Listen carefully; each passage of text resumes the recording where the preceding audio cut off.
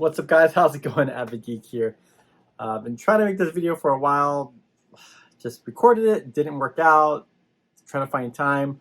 But finally, I'm getting around to it, all right? So we're going to talk about Ascent Houston. I know it's like a month past already, but I'm still hoping, hopefully this video makes its way to the creators of Grand Archive to help improve the future events.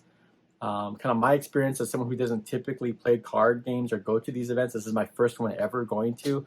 So first off, I want to give some quick thanks to everyone that I've met over there. I met Red Zone Rogue, Mark from Solar Games. I'm sorry, I'm going to forget people. I was there with my friend Byfall. I met Connie and Cherry, Merch, Leo, Gaz, Johnsu, 40%, all the guys at Grand Archive. Just thank you so much for being so kind to me and welcome me to the fold. That's kind of what I wanted to say. So once again, my perspective is someone who doesn't typically play these games or go to these events. So I had a great time. Let's start off first with that. I had a great time, a lot of fun. My experience is very unique though. I'll kind of talk a little bit about that very shortly. I won't go into all the details. I was going to do Path of Silver. I ended up getting a ticket for Path of Steel thanks to Connie. And I had to prepare a deck that evening before playing in the tournament the following day.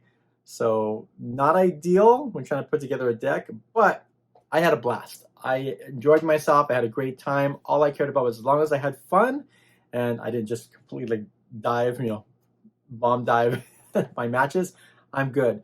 Which I did. I won, what, like 2 out of 3, something like, I'm not 2 out of 3, 2, 3. So it's 2 out of 5 that I won. Yeah, so didn't make it to the next day, didn't really win anything there, but I had a blast. I thought the games I had were fun. There was a lot of back and forth. I didn't feel like I bombed at all. There was just a lot of good responses to what I was trying to do. And I was learning as I was playing, so I had a great time. No complaints there.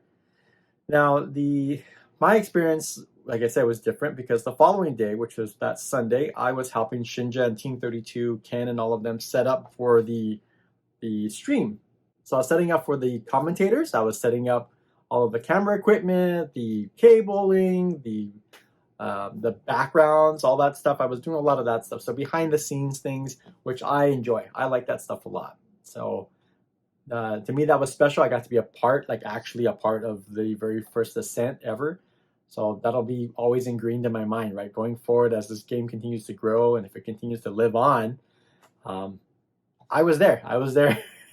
Filming and helping stream with Shinja the event.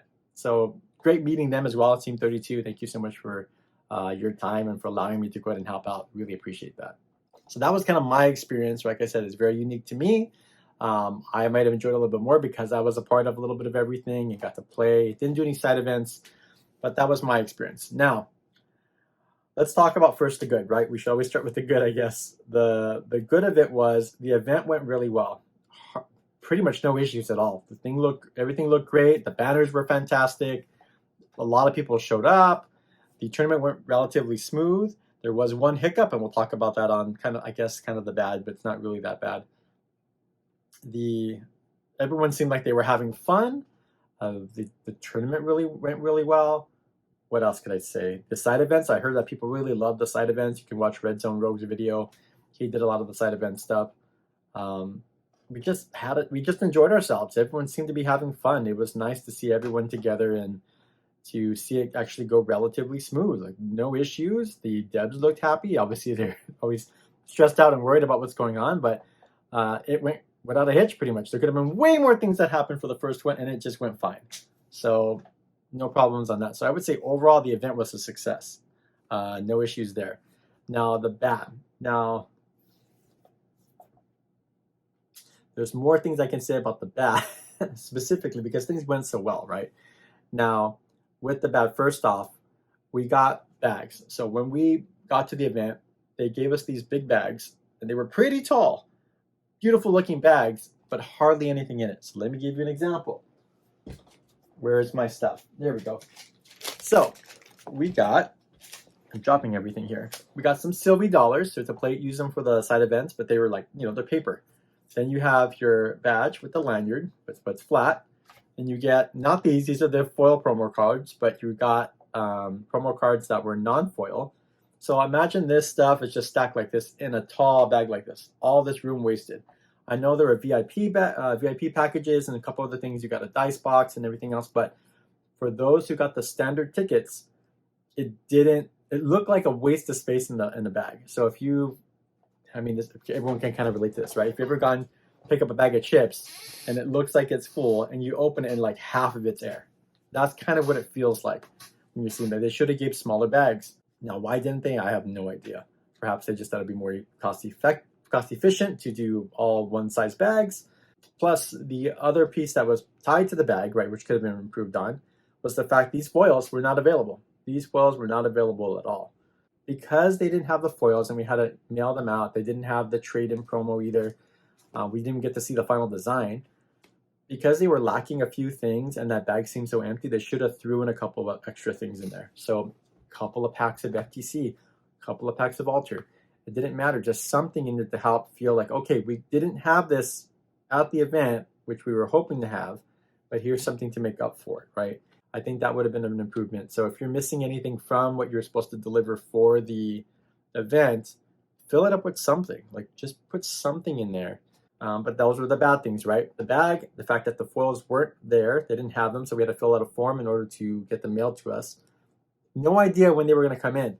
So I got these foils, and I had no clue when they were actually coming in. I looked online, there was nothing posted after the event, or even mentioned you should see them in a month or 2 months. No updates. I asked on the Discord channel. All I got was soon. So I'm just waiting. I don't even know when the trade. I don't even know when I'm getting when these were coming in. Besides that, there was another card, right? So if you traded in your rares and your SRs, your URs to create a set, and you trade those in, you would get a special promotional card. That promotional card was meant for you to kind of essentially purchase more product, to go ahead and build up a whole set, turn those in. You get 4 sets, you get the special card. Now, we turned in that set, but we didn't know when we were going to get that special card. We didn't even really know what that card was going to look like. We saw it kind of a really rough sketch, and more details were to follow, and more details never followed. So you got to follow through on what you start. Don't start it if you can't follow through with it. That's another big thing. So there's that. What else was there? There was the tournament itself. So when they had the tournament, the system went down that was actually running and kind of pairing everyone up. That system went completely down. I guess all the backups failed. So they had to do everything by hand. That was really the biggest hiccup that happened there at the event. But they handled it just fine. They handled it smoothly enough that they were able to do everything by hand, get everything up and running again for people to play, and relatively quick for how many people there were by hand. I thought that was fantastic. So although it was a negative, I think it was a testament to how quickly they were able to resolve something. Now, the other piece would be the Path of Silver. The Path of Silver has to be done differently. It was done completely manual, so you had papers. So you didn't know what the bonuses were. You knew that certain cards equal so many points based on its thematic element, but you didn't know what the bonuses were. You found that out that Saturday, I believe, or that Friday night. I can't remember. So all you had were people sitting with their laptops, crunching numbers, trying to figure out the optimum pairings or bonuses in order to get those points. And that's all they were doing, all day long. To go to an event, to fly wherever, to get to another state, to go to this event, to sit in front of a computer and just crunch numbers in order to create your list and turn that in. And that list had to be created manually. You had to write everything out. You had to calculate and put all the calculations on the paper. You had to submit that by that midnight. Not that midnight, by I think 9 or 10 p.m. And that's all you were doing. That's a terrible way to spend your time at an event. I'm so glad I got to play the Path of Steel compared to the Path of Silver. I would hate to just sit there and crunch numbers. So I didn't have time really to do it. I tried to fit it in, and I just gave up. It was just too much manual work. I work on the computer for a living. I don't want to go and then crunch more numbers and look at spreadsheets. There has to be a better way, right? Using the index or something else to calculate it for you. Yeah, there's just got to be a better way. That was that was the worst. For me, that was the worst. I just see that as a terrible way of spending your time at an event.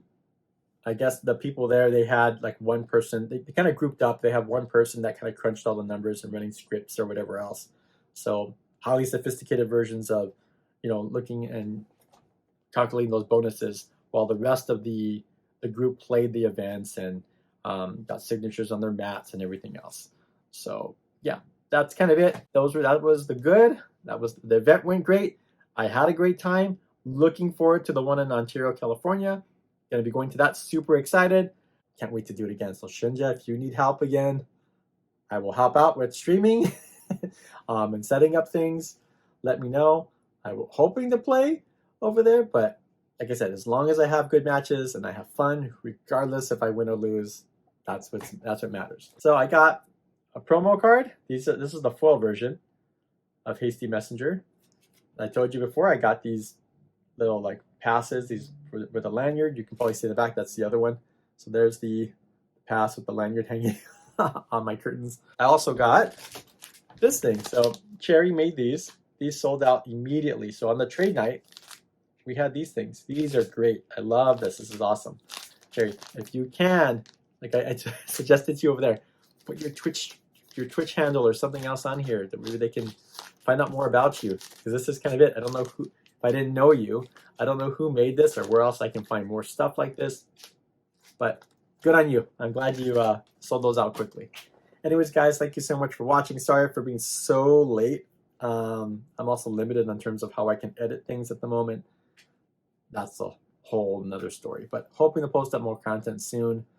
It's just when I can find time and when I can find quiet around here. All right, guys. Like, comment, subscribe, all that other stuff. I'll catch you guys later. Peace out.